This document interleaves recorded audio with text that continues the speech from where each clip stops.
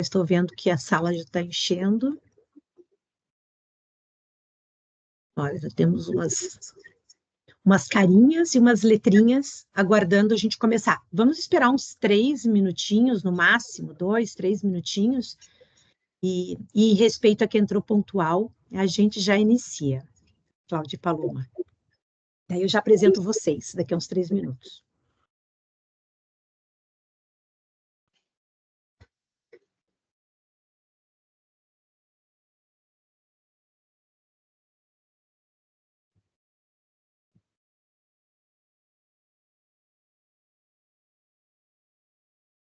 Eu vou aproveitar, para quem já está me ouvindo, primeiro perguntar se todos estão ouvindo bem o meu áudio.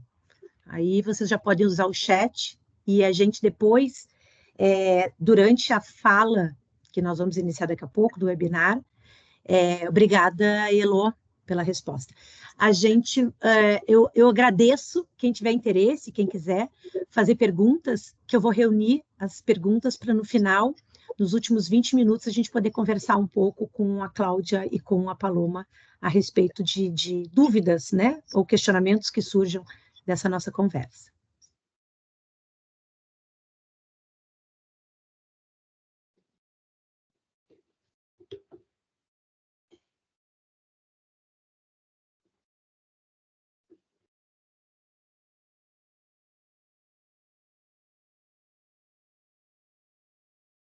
Mais um minutinho a gente começa.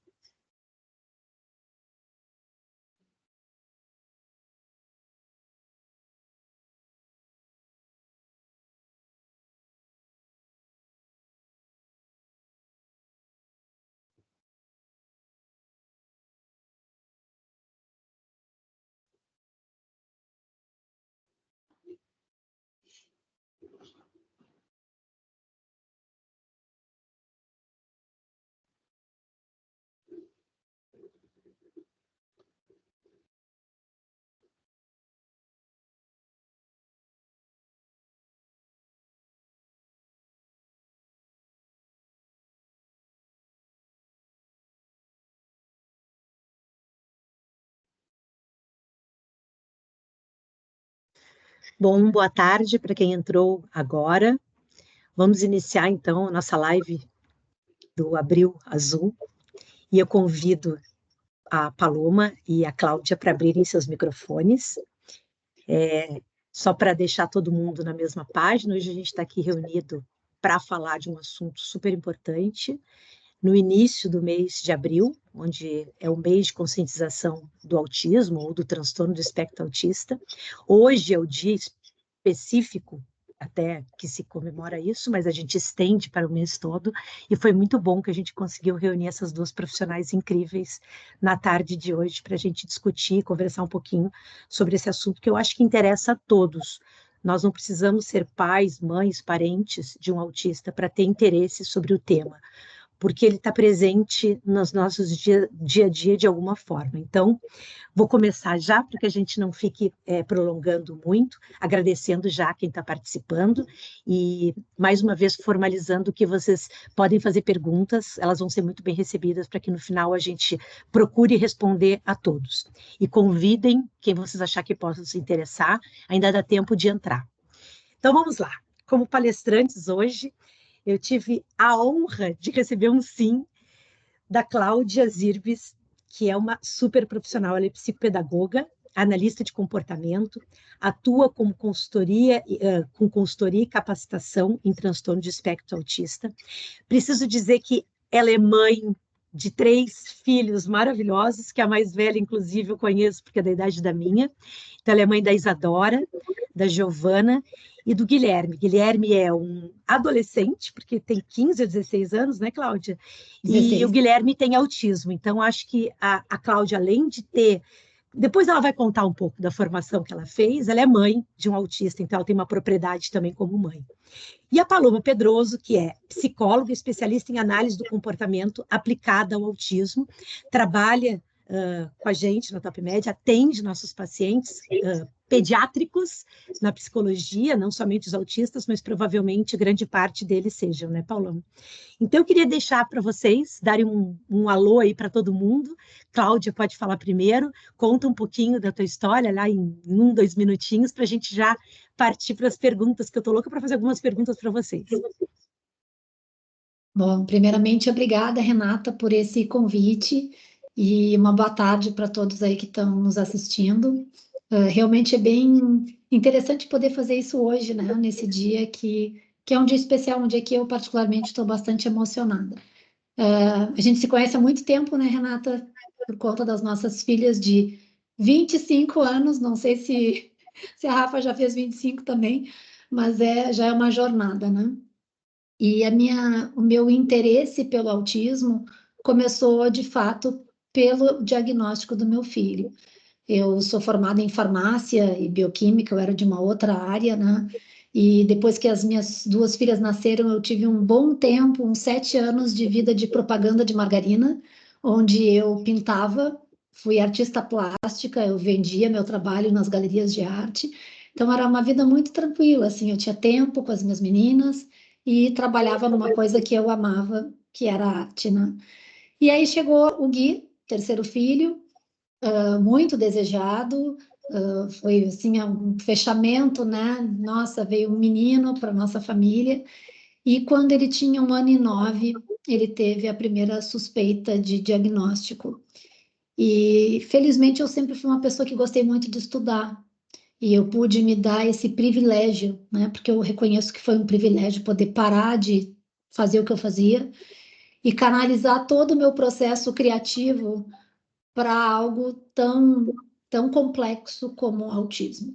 Então, se hoje eu sou uma profissional da área, claro que eu devo isso ao meu filho, porque eu fui buscar conhecimento por ele e para ele. Mas a vida vai nos dando outros contornos, né?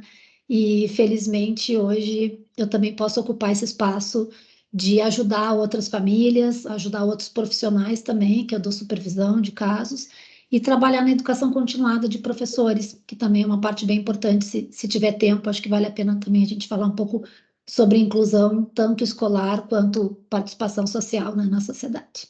Eu quero abordar um pouquinho sobre isso, e antes da Paloma falar, eu quero comentar que o que eu acho muito lindo na trajetória que tu decidiu fazer, que além de te tornar uma profissional da área e super reconhecida, porque tu está sempre sendo chamada para pós-graduação, eu sei, para dar aulas, tu tens um cunho social também no que tu faz, né? Então, tu está sempre disposta a acrescentar conteúdo e conhecimento, e eu acho que é esse teu lado mãe que fala forte nessa hora, e junta com o teu lado profissional, e tu multiplica muita informação relevante para todos nós. Muito obrigada por estar aqui.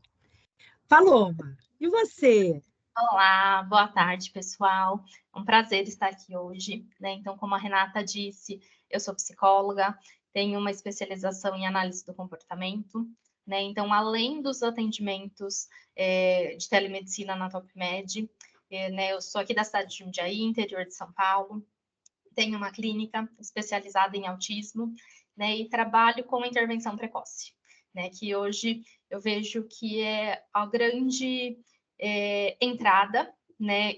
Fico muito feliz de cada vez mais estarmos recebendo precocemente, né? Esse diagnóstico, né? E que nem todas as crianças já chegam com esse diagnóstico, mas já chegam para a intervenção, né? Que eu acho que é um ponto importantíssimo. Antes da gente dar um nome, a gente já começar ali a intervir, né? Nos déficits, que é onde que a gente vai conseguir os resultados, né? Como a Cláudia falou, o filhinho dela, a primeira suspeita, 1 ano e 9 meses, né? É um privilégio quando a gente consegue pegar uma criança nessa idade tão precoce que ainda não deu tempo, né? De acumular atrasos, de terem déficits que se tornem tão significativos e a gente conseguir intervir, né? Então, acho que é super importante a nossa conversa de hoje, né? Para causar mesmo a conscientização, né? E que a sociedade se prepare melhor, né, para receber os autistas e que a gente consiga disseminar essas informações.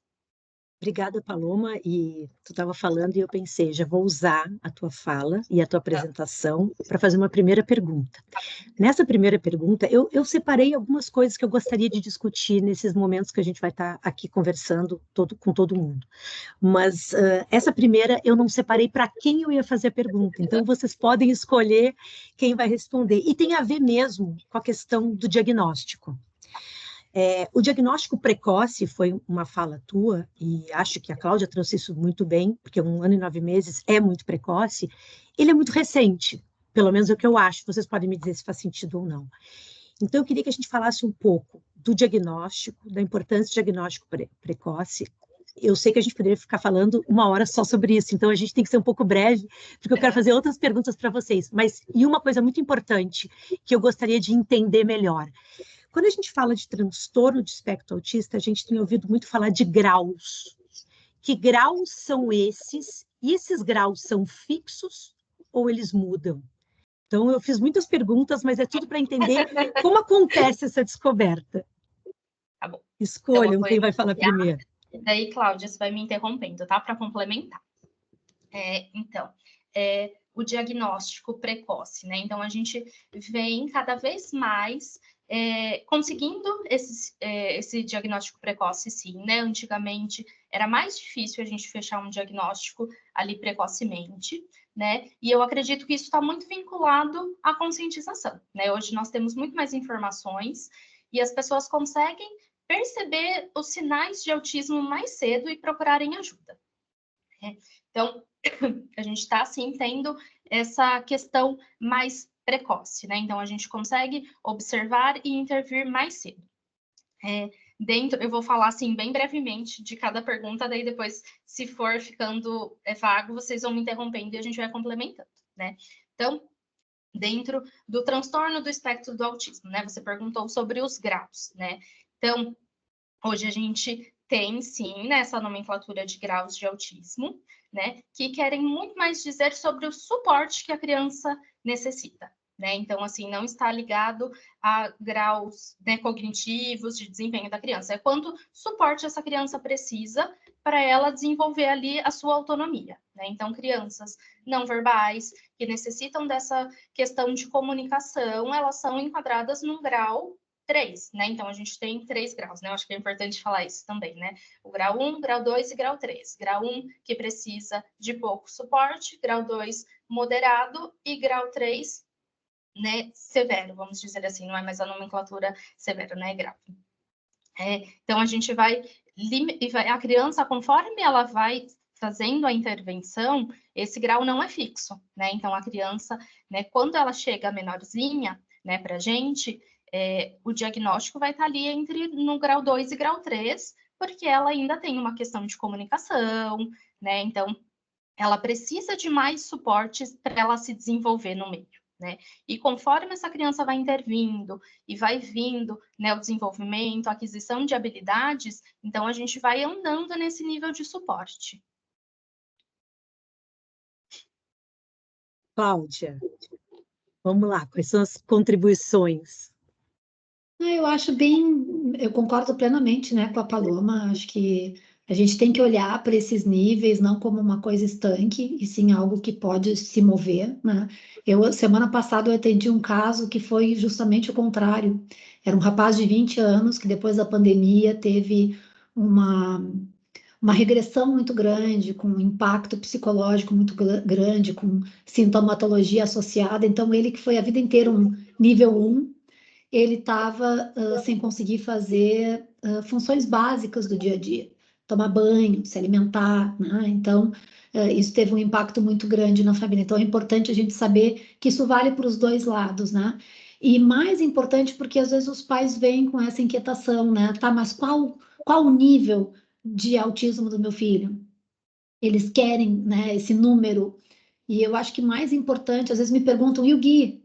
Que grau é o Gui? Eu brinco, né? Depende do dia, depende da habilidade, depende da expectativa do outro, né? O Gui faz várias coisas sozinho, mas várias coisas com suporte também. Então, entre o que ele faz sozinho e o que ele faz com suporte, existe um repertório vasto, né?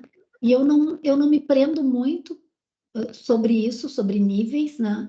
Mas claro que isso impacta em como que a gente olha para o futuro também, né? Eu sei que o Gui precisa de suporte, né?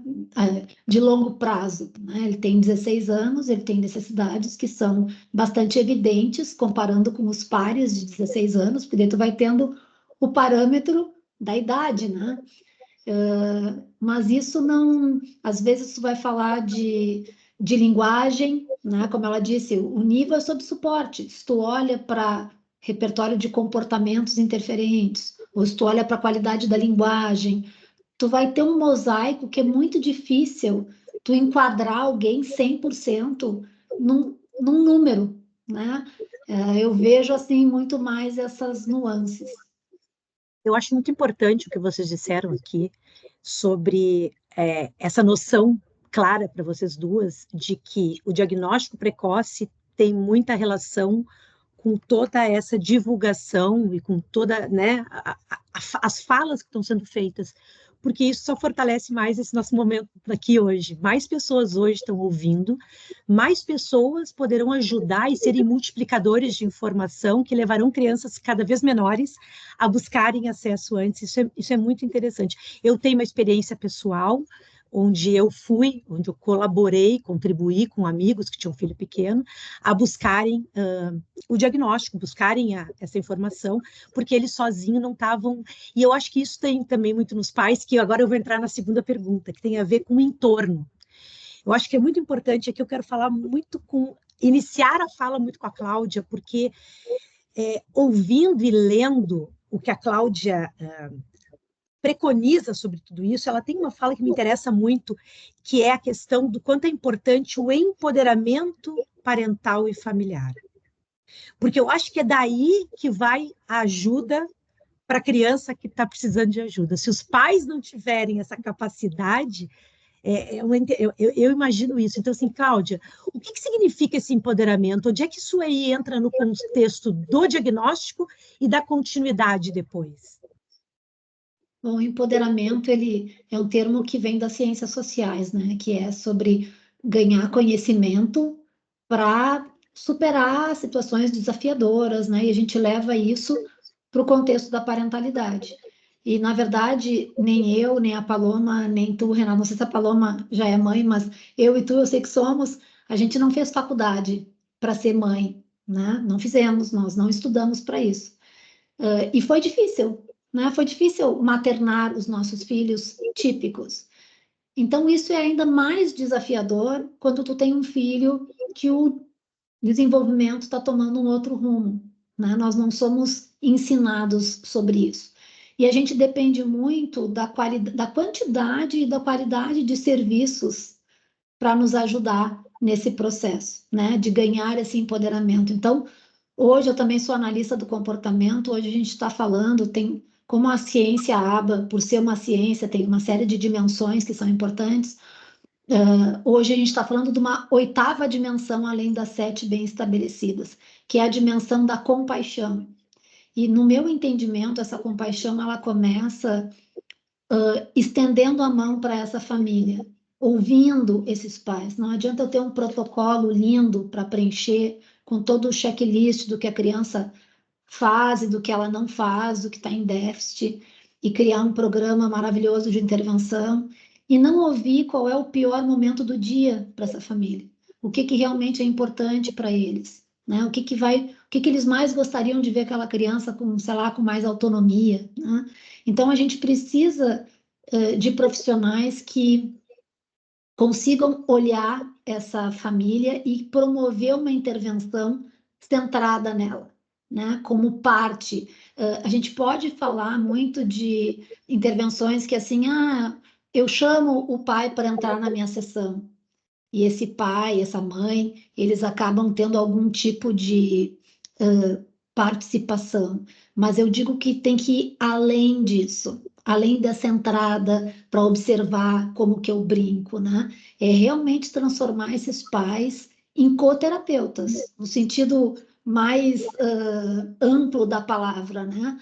Pais que saibam se engajar com seus filhos, que saibam ficar felizes e relaxados e aproveitando quem eles são hoje, não como a gente quer que eles sejam amanhã. Mas, Cláudia, eu vou te interromper só para dizer o seguinte, eu acho que isso é uma via dupla, né? Porque assim Sim. como a gente quer que os pais sejam multiplicadores, terapeutas que multiplicam isso em casa, eles também têm que ser tratados. Eles precisam também ser tratados. Com Né? Então, são certeza. as duas coisas, eles têm que estar preparados para isso. E aí, eu vou trazer uma situação um pouco polêmica que tem a ver com o que hoje está disponível a nível de saúde suplementar, a nível de SUS, projetos de leis e leis. Eu tenho lido bastante sobre isso, não tanto porque eu busco, mas porque eu vejo que a mídia tem trazido muito isso para a gente. E eu acho que sim, a gente está evoluindo em situações que dão direitos aos autistas. Mas aos pais, o que os pais ganharam nesse tempo? O quanto a gente talvez dissociou muito a evolução do diagnóstico. Essa polêmica talvez não era para ter trazido agora, mas é que a tua fala, ela me ajudou Não, muito. Não essa sei se vocês polêmica ela têm. é muito importante. Acho que a Paloma vai contribuir também, mas eu acho que ela é essencial, porque se a gente for pensar em psicoeducação parental, o nome é lindo, mas na prática a gente vê isso muito pouco acontecendo. E tem N razões, eu posso te enumerar várias razões pelas quais isso ainda é um problema, né?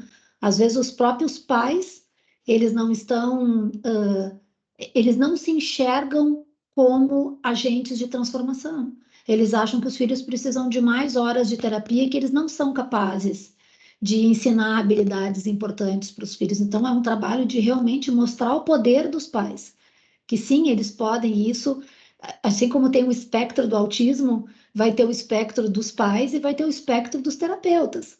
Tem pais que são mais participativos, tem outros que são mais omissos.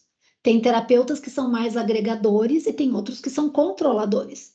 Né? Tem professores que vão querer fazer a diferença e outros que vão dizer: eu não estudei para isso, né? E isso é o meu filho, né? Isso é as crianças com autismo. Então, a gente tem que entender que existem esses gradientes, mas eu acredito muito no poder da comunicação, né? Em padrões de comunicação assertivos para mostrar que sim, esses pais podem se engajar, não é tanto sobre tempo, claro que tempo também é importante, mas às vezes se tu te permitir começar com 5 minutos, sentar com aquela criança sem corrigir o que ela está fazendo, sem querer ser o que dita tudo, né? Segue a liderança dela, aprecia, né? Às vezes a gente tem que começar com essas doses homeopáticas para poder chegar num resultado maior lá na frente. Linda fala. É complexo, mas é linda fala. Não sei se a Paloma quer contribuir ou se eu já posso te instigar a mais uma pergunta. Só quero dar uma complementada, né? Eu acho perfeito as colocações da Cláudia, né? E assim, a gente colocar os pais nesse papel mesmo de que a gente não precisa criar um setting terapêutico para estar intervindo, né? Então, assim, com os meus pais eu tenho muito essa conversa de a todo momento dá para a gente ensinar alguma coisa, né? Então, assim, a hora do banho dá para a gente aproveitar para ensinar, a hora da alimentação, né? Assim, a gente não precisa, né? Porque muitos pais falam: nossa, mas eu vou virar um terapeuta do meu filho, né? Ele já faz tantas horas em casa, ele também, eu vou ser o terapeuta? E não é isso, né? Assim, é a gente ir adaptando as atividades diárias para a gente também ter ganhos, né? Porque tudo é aprendizagem. Então, quando o pai ele está ali, ele sabe como manejar um comportamento interferente, né? Quando ele sabe como usar uma estratégia para aprendizagem, o ganho dessa criança também é maior, né? Então, a gente está ali dando múltiplas oportunidades de ensino para a criança, enriquecendo o ambiente. E às vezes só associar o afeto mais puro, né, de um pai já é terapêutico. Eu acredito que sim. Com certeza. Eu sou mãe, né? Não sou mãe de uma criança típica, mas eu consigo imaginar que às vezes muito menos do que a gente imagina já é terapêutico para aquela criança que passa os dias em terapia e quando chega em casa o afeto e aceitando o atípico já deve ser a sua Eu terapia acho que em casa, esse né? é o ponto. Eu não vou discordar da Paloma sobre essas oportunidades de aprendizagem, nem poderia, porque eu incorporo muito isso também. Mas acho que esse ponto, Renata, tu pegou o gancho da coisa, né? Às vezes os pais têm dificuldade daquela apreciação genuína. Antes da gente poder ensinar qualquer coisa, a gente precisa que a criança tenha essa confiança, que ela possa corregular com a gente, que eu não vou corrigir ela, porque às vezes, mesmo quando a gente oferece uma escolha, qual que tu quer? Verde ou vermelho? Isso já é uma demanda, né? Então, às vezes a criança só precisa daquele afeto mesmo, né? E de eu poder estar disponível, sem meu celular, sem outras coisas acontecendo, sem estar cozinhando, eu estar ali. Eu uso muito essas 3 palavras.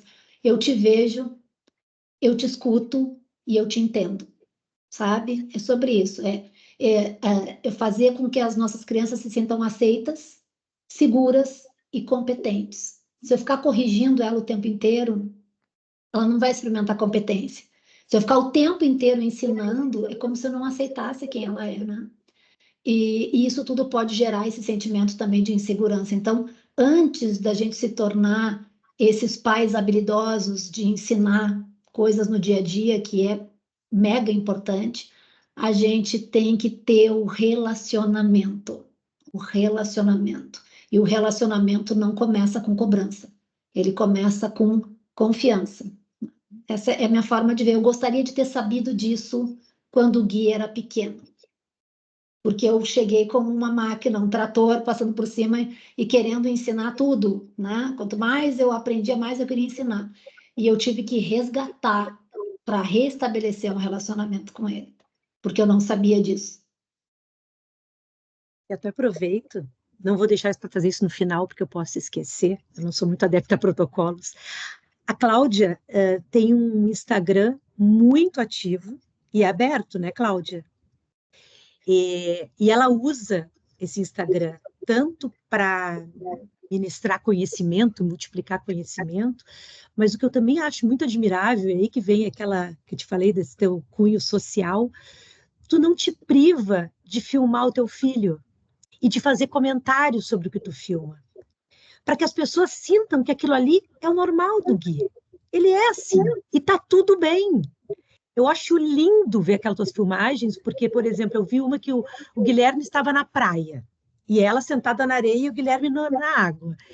E ela sabia, porque eu não estava nem ouvindo, que o Guilherme estava falando sozinho e fazendo seus barulhos, né? Suas estereotipias. E suas estereotipias. E tu falou, meu filho e suas estereotipias. Quem está assistindo não deve estar entendendo nada, mas tudo bem. Ele estava se divertindo na praia. Então, isso é um pai que realmente aprendeu a lidar com o seu filho, aceitar e achar bonito, porque é o bonito dele. Antes ele não fazia isso, ou fazia mal, errado. Hoje ele está lá curtindo uma praia com vocês, isso é muito legal. Mas vamos em frente, porque as nossas conversas vão me levando a fazer mais ideias de perguntas. Essa questão está tudo muito bonito e muito teórico, mas o mundo ainda é cheio de preconceitos, de estigmas, de mitos. E eu queria falar um pouco desse lado ruim do preconceito, de como lidar com isso, como evitar que isso aconteça, porque às vezes o preconceito está dentro da nossa casa, né? E fora, então, é mais fácil, porque as pessoas não estão acostumadas com aquilo. Eu queria que vocês falassem um pouco sobre tudo isso, mito, preconceito, como a gente tornar uma sociedade mais inclusiva, no sentido de entender que é só um ser diferente. Eu acho que as crianças sabem fazer tão bem isso, mas os adultos já têm mais dificuldade, né?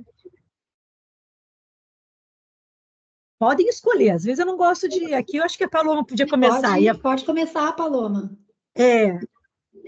Eu acho assim, né, que é a conscientização, né? Eu acho que é o que a gente está promovendo aqui, né?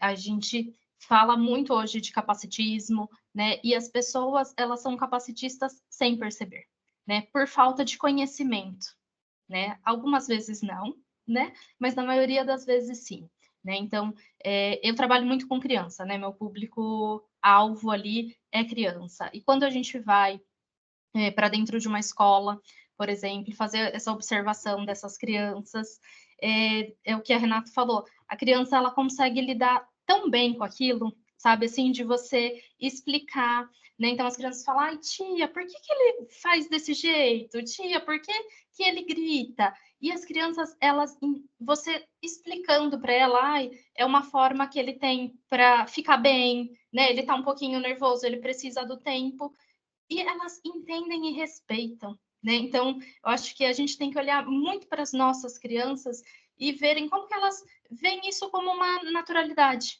né? Como que a criança, né, ela vê, aceita, e nós adultos que muitas vezes vamos estigmatizando, criando esses preconceitos, né, limitando essa percepção, né? Eu acho que isso é um assunto que a Cláudia pode trazer muito melhor, né, por ter essa experiência de mãe, né? Eu vejo assim do meu lado profissional, né, de como que é isso, é a conscientização, né, a informação que a gente vai combatendo esses mitos, né, esses desencontros.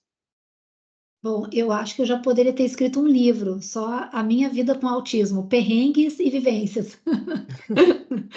Porque realmente foram muitas e muitas histórias que também vão forjando como que a gente lida, né, com tudo isso.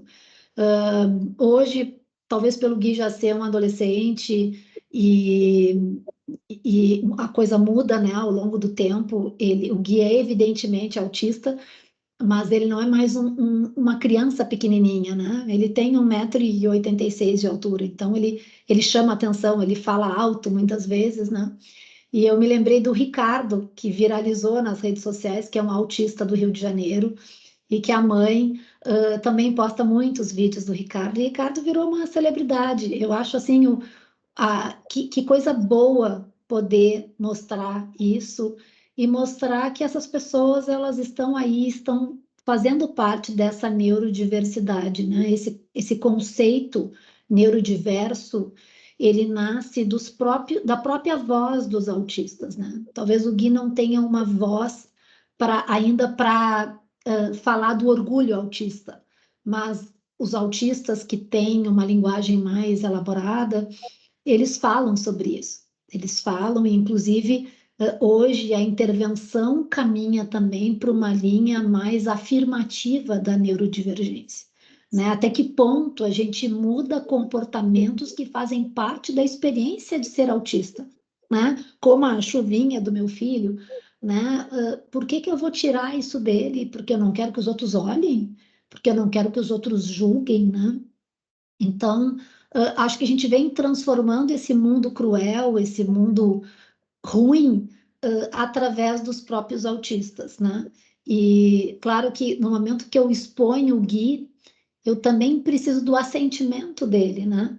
Eu mostro o meu Instagram para ele, eu digo, eu vou fazer um vídeo teu para o Instagram, né? Eu não sei exatamente o quanto que ele entende, do quanto que ele representa para tantas outras pessoas com autismo e outras famílias, né?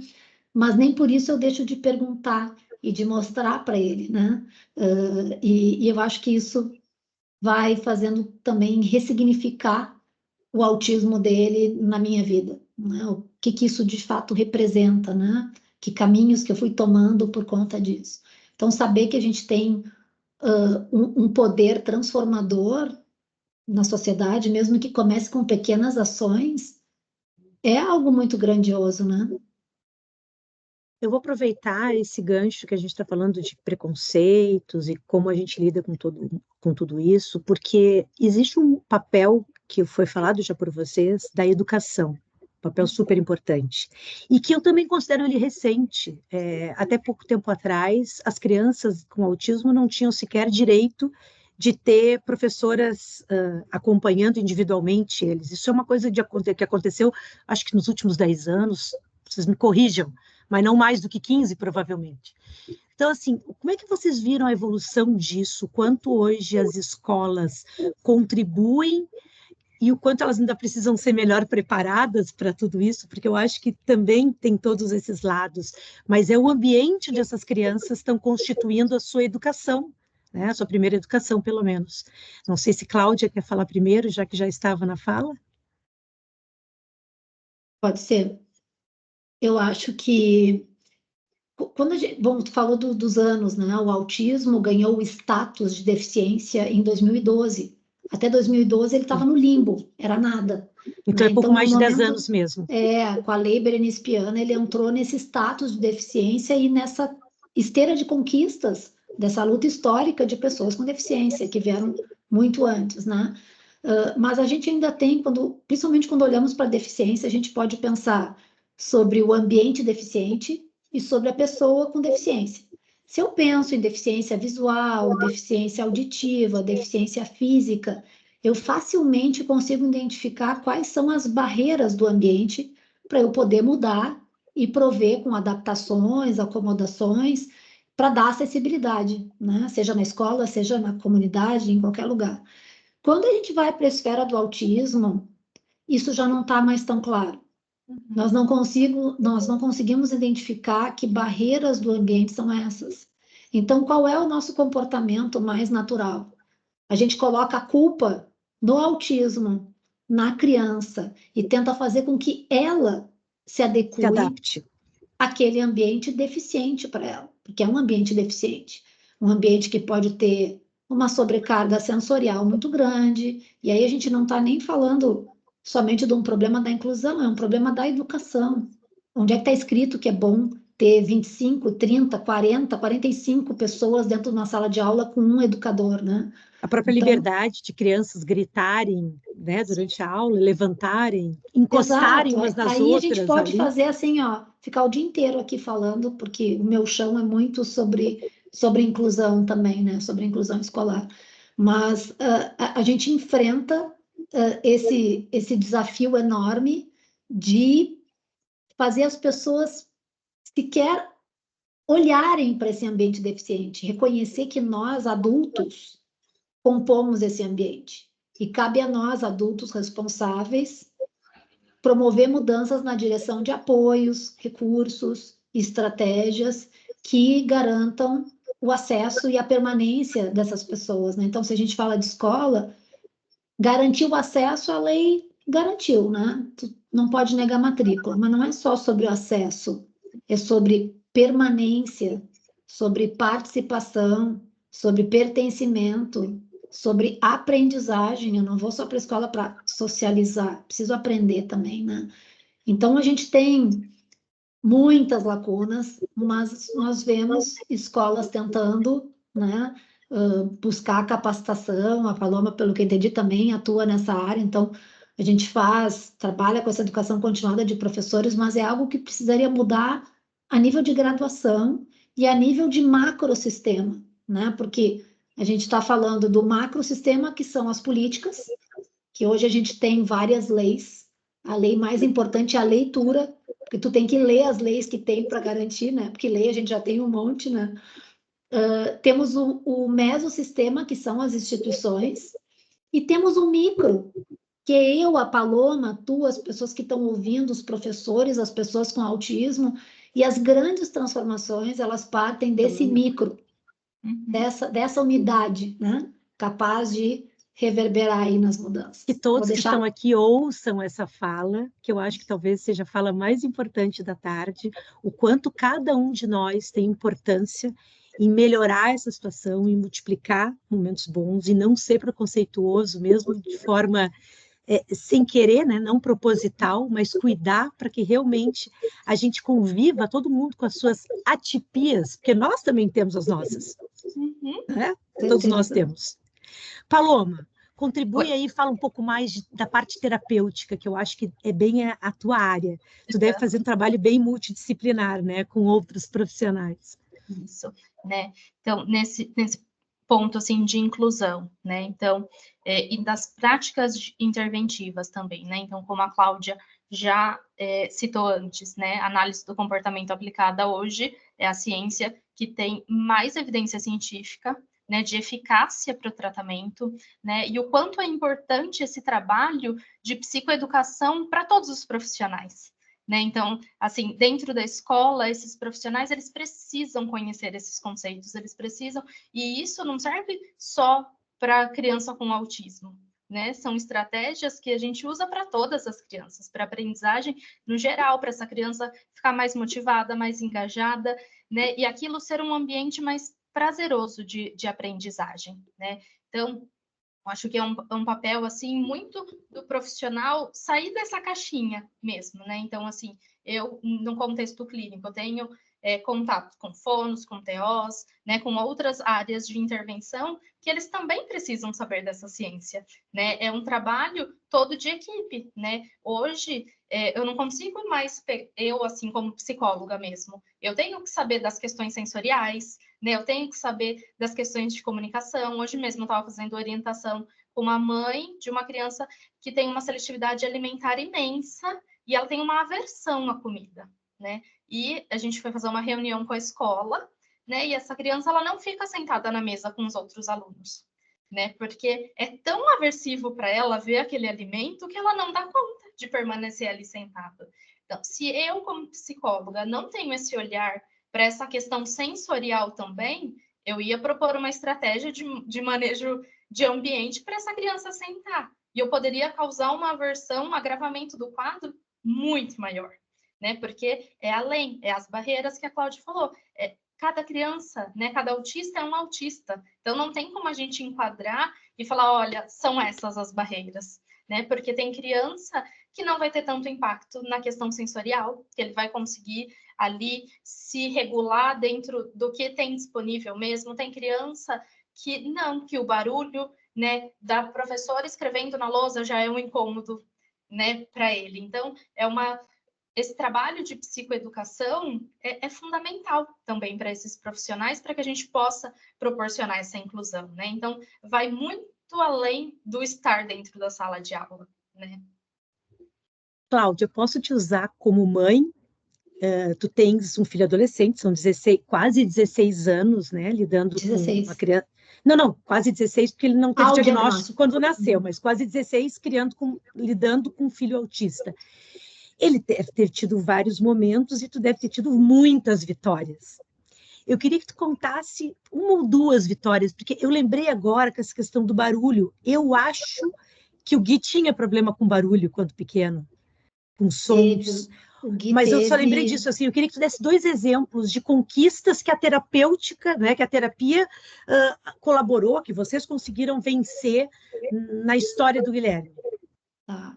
Eu acho que esse é um bom exemplo mesmo da questão, porque não era só o barulho, né? O Gui, ele desenvolveu um trauma, né? Ele teve e o trauma, tu começa a ter memórias associativas com aquilo, né?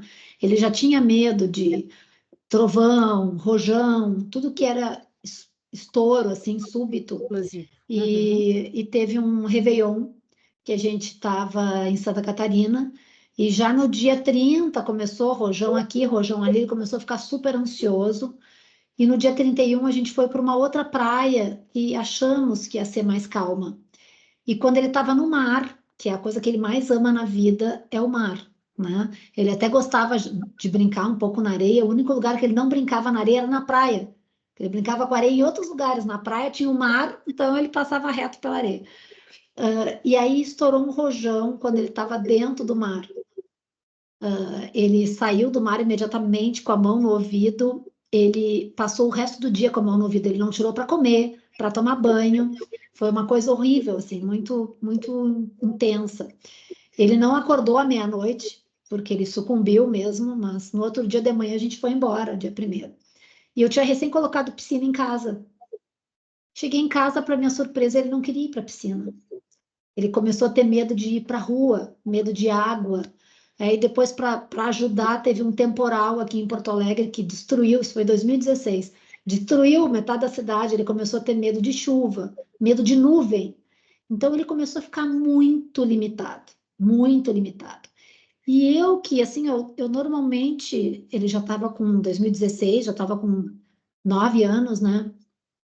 Eu sou uma pessoa, assim, dura na queda, vamos dizer assim, já tinha passado por bastante coisa, né? Mas aquilo estava me massacrando de ver ele tão limitado para as coisas que ele gostava. E sofrendo, né? Sofrendo. Porque tinha E aí sofrimento. entrou assim, foi muito claro a abordagem interdisciplinar, né? Entrou o terapeuta ocupacional, me ajudando com um protocolo diário que eu fazia nele, de escovação do corpo, que ajudava o sistema tátil, ele pode ser compensatório dos outros sistemas. Entrou a neuro com medicação, 2 medicações, ele não tomava nada, começou a ter que tomar 2 medicamentos. Entrou a analista do comportamento, né, me ajudando com ideias de histórias sociais e tal. E foi 1 ano, né, com esse tratamento para dizer que ele ficou bem. Mas já no primeiro mês, a gente foi para a praia de novo, fomos para o Uruguai. E chegamos lá, ele não queria sair do carro. E eu chorava, né? Eu disse, eu não acredito que nós estamos na praia, ele não quer descer do carro para ir no mar.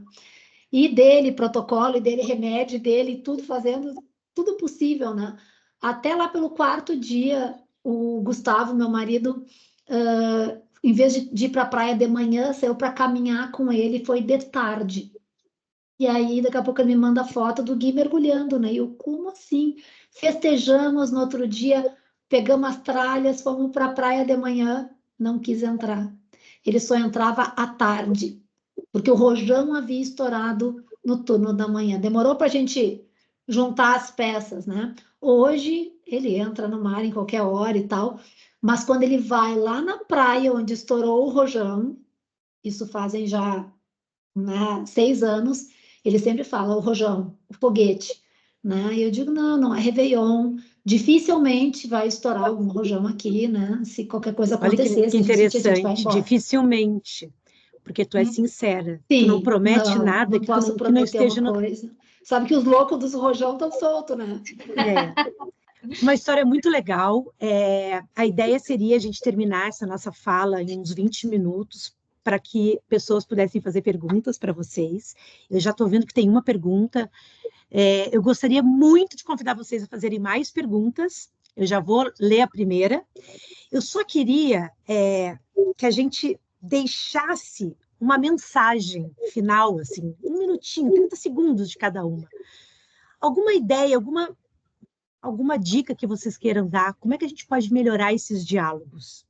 Para além do que a gente já está fazendo. Falar mais, contribuir mais, como é que a gente pode melhorar o engajamento de tudo isso, de pessoas que não têm um familiar? Eu, por exemplo, como é que eu posso contribuir para essa sociedade se tornar melhor com relação ao autismo, Cláudia? Eu gosto de dizer que é tão mais fácil apontar um dedo do que estender uma mão, né? É tão mais fácil. E esses dias eu estava no shopping e ouvi uma criança com um choro muito, muito típico de autismo, sabe? Porque não era um choro muito descontrolado de uma criança que não era tão pequena. Sabe, assim, eu comecei a pensar, isso é um autista, né? Isso é um autista, e aquilo começou assim, até que eu me inclinei para trás e vi que tinha uma mãe, ela estava com o colar do autismo e a criança também, e ela estava assim, quase que deitada no chão, tentando controlar, ele estava tendo uma crise, né? Uma crise de descontrole emocional. E aí eu fui até ela, fui indo devagarinho até ela, me abaixei e disse, oi, eu também tenho um filho autista, claro que isso facilitou muito, né? Mas eu disse, tu tá precisando que eu te ajude em alguma coisa? Tu quer uma água? Tu quer que eu chame alguém, sabe? Só de lembrar já me emociono, porque eu penso, quantas vezes a gente pode estar nessa situação e as pessoas ficam, ai, mal educado, né? Que não, falta de modos, falta de laço, falta de tudo, né? Então, assim, ela olhou para mim assim, e ela disse, não, mas muito obrigada, né? Ele daqui a pouco vai se acalmar, e ela queria me explicar por que que ele estava chorando. Eu falei, não, não te preocupa, tu quer que eu fique aqui? Tu quer que ela assim, fica aqui comigo um pouco. E aí o menino automaticamente se acalmou, e ela pegou, levantou, foi embora. E eu digo, como é boa essa sensação de a gente ajudar alguém, né? Como isso deixa o coração quentinho, né? Então eu diria que mais do que saber o que fazer exatamente, porque às vezes a gente não vai saber, né? Pode ser que aquela mãe achasse estranho até eu chegar. Não existe uma fórmula, ó, trate as mães de crianças com autismo assim, ó, sabe? Mas tem algumas coisas que a gente pode evitar de fazer. E algumas delas eu dissemino no meu Instagram mesmo, né? Por exemplo, não usar a palavra retardado para nada. quando a gente quer se autodepreciar, sabe? Ai, eu pareço uma retardada, não consegui fazer isso. Se a gente fala isso na frente de alguém que tem um filho com autismo ou com deficiência intelectual, isso é muito ofensivo, porque tu tá banalizando uma condição que é difícil, né? Eu não estou aqui para dizer que ter um filho autista é fácil, né? Ou que eu tenho uma história de superação para contar do autismo. O autismo segue fazendo parte aqui da nossa vida, né? E impactando em muitos aspectos. Outra coisa é aquelas falas que são carregadas de boa intenção, mas que são às vezes cansativas, sabe? Do tipo, Deus só dá a cruz do tamanho que você pode carregar, né? Meu filho não é uma cruz, né? Ele é uma criança, ele é um adolescente, ele é tanta coisa, mas não comparar esse tipo de coisa, né? Então, eu vejo assim muito por esse caminho. O caminho da pergunta, né? Como eu posso te ajudar? Tem alguma coisa que eu possa fazer para te Isso ajudar? serve para tudo. Na Para verdade, tu está tudo, mostrando como a gente tem que ser bom e ter compaixão, independente da situação que está sempre, do outro lado. sempre, sempre. E assim eu vejo isso o tempo inteiro. Ontem no supermercado tinha um bebê a plenos pulmões. Era só um bebê, eu acho, eu não via criança. Mas eu fui pesar as frutas e o cara da balança disse que criança chata, ou que criança descontrolada. Eu não lembro qual foi o adjetivo que ele disse. Eu nem disse nada, né? Mas a gente está constantemente julgando o outro. E tu não sabe, é mais fácil a gente associar comportamentos a personalidade da pessoa ou alguma coisa extraordinária do que analisar contextos, né? E então eu diria, se eu posso dar uma dica evitem, é difícil não fazer nunca, né? Mas evitem esses julgamentos rápidos, principalmente quando envolvem a maternidade, né? Pode ser que aquela mãe nem saiba que o filho dela é autista e ela está lidando com uma crise, né? Está lidando com Isso aí. uma crise de descontrole emocional e descontrole emocional não é uma birra qualquer.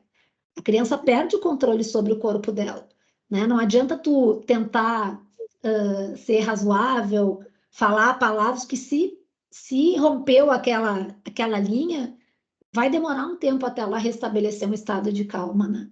Então é tentar apontar menos o dedo e estender mais a mão. Acho que essa é a principal mensagem. Então, vou fazer duas perguntas que eu estou vendo aqui para a gente poder encerrar, porque todo mundo se comprometeu nessa horinha.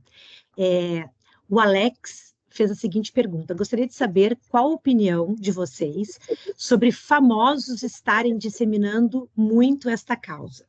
É um caminho para a conscientização? A condição financeira interfere positivamente e ou negativamente no desenvolvimento? Então, Paloma. Bom, eu vejo, né, que a gente precisa de um pouco de cautela também nessa questão de famosos fazendo campanhas, né? Eu acho assim que toda informação é válida, né, para conscientizar, mas a gente também tem que ter um filtro, né, do que nessas promessas, é muito do que a Cláudia falou, de mostrar histórias de superação, de que tudo é lindo, porque a gente sabe que não é sempre assim. Né? Então, assim, eu acho que a gente tem que... É benéfico, né? Eu acho que tudo que vem para conscientizar, para trazer informação é válido, né? Mas a gente também não pode entrar naquele esquema de comparação, sabe? Daí isso eu acho que entra muito na questão financeira, né? Então, é filho de famoso, né? A gente tem alguns famosos, né? Que tem filhos que são aí engajados que a gente vê, e a gente associar aquele desenvolvimento, comparar o nosso filho com, né? Com o filho daquele famoso, porque, nossa, olha tantos recursos que ele tem, né? É claro que o acesso, né, a tratamento traz diferença na evolução do quadro, né? Mas isso não está tão relacionado às suas questões financeiras, né? Eu acredito que é muito mais a qualidade do profissional, né? Então, ali a gente sabe que a gente tem limitações, né? Quando a gente está falando de planos de saúde, né? Que que oferecem tratamento, né? Eu gosto muito de pensar na qualidade do profissional, né, que está fazendo ali, porque às vezes tem um profissional com poucos recursos que faz um trabalho excelente, que dá de 10 a 0. Eu acho que o importante é as pessoas saberem quais são os direitos que elas têm. Sim, porque hoje exato. O SUS é obrigado a oferecer. Sim, pode ter um pouquinho mais de dificuldade, mas você encontra tratamento no SUS também. Mas com certeza, eu acho que você falou uma coisa importante. A divulgação é válida, a gente tem que cuidar dos excessos e as distorções de qualquer rede social, porque a rede social sempre, né, é o mundo perfeito. Quando a gente enxerga que o mundo não é perfeito nem naquela rede social, aquilo se torna muito mais igual ao nosso dia a dia, né? Sim. Bom, tem mais uma pergunta, vou deixar, Cláudia, depois se tu quiser comentar sobre essa, eu vou aproveitar para te fazer a última, que a Ana falou que trabalha na igreja, tem um autista nessa igreja onde ela trabalha, ele bate muito nas outras crianças. Ele se comunica conosco, mas não sei como agir corretamente nesses momentos. Acho que a Cláudia já falou um pouquinho e pode contribuir para a Ana também. Eu quero tentar contribuir rapidamente na anterior também, tá? Da questão dos famosos, Famosos, né? Nas redes sociais. Eu acho que ajuda, sim, a disseminar mais o autismo, mas esses dias eu até ouvi um médico falando, ele ficou bem alterado até, né? Do quanto ele se indignava de pessoas que estariam talvez nesse fenótipo ampliado que a gente chama. Tem um pezinho lá no autismo, mas não cravou os dois, né? E elas acabam tendo acesso aos mesmos direitos, né, que um autista de maior nível de suporte. Então, toda essa questão de acessibilidade, né, que existe hoje, toda essa questão de acessibilidade, ela perpassa por esses direitos, né? Então, se tu botar 20% da população usufruindo desses mesmos direitos, tu vai prejudicar aqueles que realmente precisam. Né? Então, a gente está falando de uma série de direitos hoje aí, como filas preferenciais, como desconto em compra de carro, desconto na passagem aérea, porque precisa do acompanhante, em estabelecimentos públicos. E mesmo o Gui, que eu vou te dizer, o Gui precisa dessas coisas, né? O Gui ele não consegue ficar parado numa fila, ele fica caminhando no entorno, sabe? Ele tem muita dificuldade, o corpo dele precisa de movimento. Mesmo ele, eu tento ensinar para ele essa tolerância à espera, porque a gente nunca sabe, mesmo numa fila preferencial, tu pode ter outros que estão na tua frente, né? Então, acho que tem que ter um pouco mais de cautela e coerência com relação a isso. Bem como a condição financeira, de um modo geral, ela interfere porque ela dá acesso a planos de saúde ou a esses outros, mas, de fato, o SUS tem algumas coisas, mas ainda muito incipiente, comparando com os serviços privados. Com relação à igreja, eu já trabalhei com uma família que era muito religiosa e que para ela ir na igreja era uma coisa importante, né? Porque o fato de eu não ser religiosa, de eu não ir à igreja, não me dá o direito de desmerecer a importância da igreja na vida do outro. Por outro lado, a gente tem que entender o quanto que esse ambiente da igreja, com cantorias, com reverberação de som, quanto que isso pode estar servindo como um gatilho de comportamentos dessa criança, porque ela diz, ele se comunica conosco, mas ele acaba batendo nas outras crianças, né?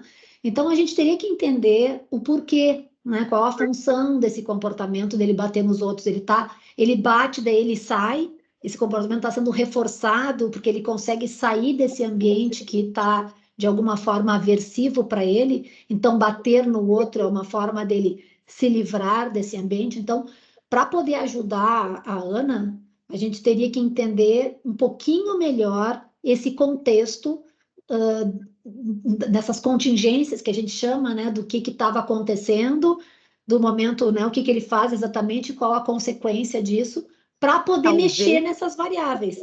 Né? Talvez a gente ajudaria a Ana que ela identificasse uma forma sutil de até conversando com os pais, ver será que ele não está se incomodando com alguma coisa aqui? Será que a gente não descobriu algo que ainda não esteja fazendo bem para ele, em vez de culpá-lo pelos tapas, protegê-lo disso, claro. Né? Mostrar que ele pode estar demonstrando através do tapa algo que o está incomodando, né? É muito diferente a gente falar assim, ó, fulaninho é agressivo, ele bate nas outras crianças, então ele é agressivo. E a gente dizer, ó, fulaninho, por alguma razão, está tendo comportamentos de bater nos outros. E a gente tem que entender melhor isso, porque, claro, bater, ainda mais bater em outras crianças, é um comportamento que está na esfera do inaceitável. A gente não quer que ninguém bata, certo? Mas a gente precisa pensar que estratégias a gente vai usar para prevenir que ele tenha esses comportamentos, né? Então, a gente geralmente atua com base em antecedentes, talvez algum fone para ele tolerar melhor aquele barulho, fazer com que ele se movimente mais do que obrigar que ele fique sentado tanto tempo na igreja. Dependendo da igreja, às vezes nas igrejas evangélicas tem a parte kids, né, que são feitas atividades diretamente com as crianças, eu não sei se é o caso. Será que ele está entendendo o que está sendo proposto? Será que ele está conseguindo participar? Acompanhar. Seria uma intervenção semelhante ao que a gente pensaria numa escola, né? Pensar num plano de apoio ao comportamento positivo dele. A Ana diz que ele fica nessa linha Kids. Eu acho que é descobrir mesmo o quanto ele tem de desconforto. A manifestação do tapa pode ser uma manifestação de algo que está o incomodando, né? Então, buscar isso, ajudar os pais a tentarem descobrir, porque ele pode estar sofrendo. Então, voltar de novo para a criança. A criança pode estar sofrendo. Uma coisa, depois me segue lá, Ana, eu coloco muita dica no meu Instagram, mas uma coisa que ajuda muito são os suportes visuais, né? Os suportes visuais que funcionam como lembretes dos comportamentos esperados, né? Também pode ser um lembrete do que eventualmente não é aceito. Ele precisa de regras mais claras também, né? Mas ele precisa ser respeitado nas suas vulnerabilidades sensoriais e emocionais, né? Então teria que realmente entender um pouquinho mais, mas como é uma salinha kids, eu acho que tem potencial dele conseguir participar e é uma forma também dele ser incluído, né? Dentro de algo que é importante para os pais.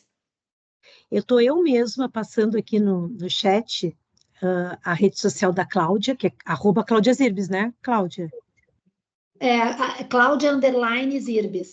Eu não pus underline, mas eu separei. Então, Tá. eu vou só repetir aqui, que é Cláudia _ Isso aí. E a da Paloma? Não sei se tu tem esse profissional. Tenho. O meu profissional é da minha clínica, né? Que eu também compartilho alguns conteúdos. É afeto.desenvolvimento infantil. Afeto.desenvolvimento. Gente, estamos no final, estou terminando de colocar aqui desenvolvimento. Quero agradecer muito a participação de todos. Quero que a gente entenda que esse é um momento de 1 hora, mas é um tema de uma vida. Então, que a gente utilize essa 1 hora para multiplicar a nossa aceitação, nossa compaixão, né? Nossa empatia pelo outro e a nossa vontade de sempre contribuir. Agradeço demais a vocês duas que se prontificaram a estar nessa terça-feira, dia 2, conosco aqui. E até a próxima. Um abraço para todos. Obrigada pelo convite. Tchau, gente.